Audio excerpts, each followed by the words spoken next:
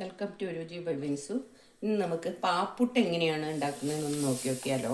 അപ്പം അതിനായിട്ട് ഞാനിവിടെ 2 കപ്പ് അരിപ്പൊടി എടുത്തിട്ടുണ്ട്. പുട്ടുപൊടിയാണ്. ശകലം ഉപ്പിട്ട് കൊടുക്കാം.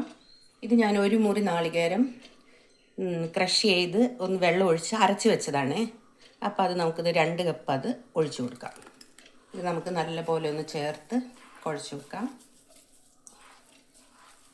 ഇതൊന്നിങ്ങനെ റെസ്റ്റ് ചെയ്യാൻ വെക്കാം നമുക്ക്. ഇതിപ്പോൾ നമ്മുടെ പുട്ടിൻ്റെ പരുവാണ്. അങ്ങനെ പറ്റത്തില്ല. അപ്പം നമുക്ക് കുറച്ചും കൂടെ വെള്ളം ഇതിനകത്തോട്ട് ഒഴിക്കണം. ഈ പരുവത്തിലാണ് നമുക്ക് വേണ്ടത്.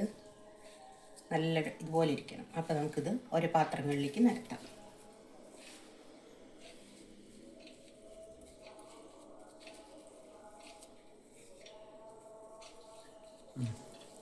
തേങ്ങയും കൂടെ ഒന്ന് ഗാർണിഷിങ്ങിന് വേണ്ടി നമുക്ക് ഇട്ട് കൊടുക്കാം.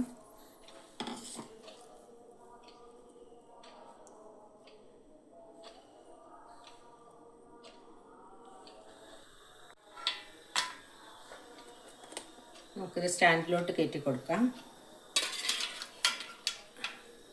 2 എണ്ണമല്ലേ ഉള്ളൂ. അപ്പോൾ അടിയിലത്തേന്ന് നമുക്ക് വെക്കേണ്ട കാര്യമില്ല. ഇത് 3 തട്ടിൻ്റെയാണ്. ആവി വരട്ടെ, നല്ലതുപോലെ വെന്ത് വരട്ടെ, എന്നിട്ട് വെക്കാം. വെള്ളം നല്ലതുപോലെ തിളച്ചിട്ടുണ്ട്. അപ്പോൾ നമുക്കിത് വെച്ച് കൊടുക്കാം. ഇത് വെച്ച് കൊടുത്ത് നമുക്കിത് അടച്ച് വെച്ച് നല്ലതുപോലെ വേവിക്കാം. നമ്മുടെ പാപ്പുട്ട് ഇവിടെ റെഡി ആയിട്ടുണ്ട്. അപ്പോൾ നമുക്കിതൊന്ന് കട്ട് ചെയ്ത് നോക്കാം.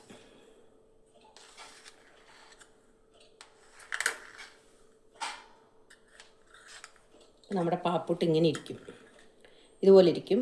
നല്ല ടേസ്റ്റാണ് ഇത് കഴിക്കാനായിട്ട്. അപ്പോൾ നമുക്കിത് കണ്ടോ, നല്ല ടേസ്റ്റി ആയിട്ട് കഴിക്കാം. അപ്പോൾ നമുക്കിത് താറാവ് റോസ്റ്റാണ് ഇന്ന് ഇവിടെ. താറാവ് റോസ്റ്റിൻ്റെ കൂടെ ഇന്ന് ഞാനിവിടെ താറാവ് റോസ്റ്റാണ് ഉണ്ടാക്കിയേക്കുന്നത് ഈ പുട്ട് കഴിക്കാനായിട്ട്. നമുക്ക് താറാവ് റോസ്റ്റിൻ്റെ കൂടെ അത് കഴിക്കാം.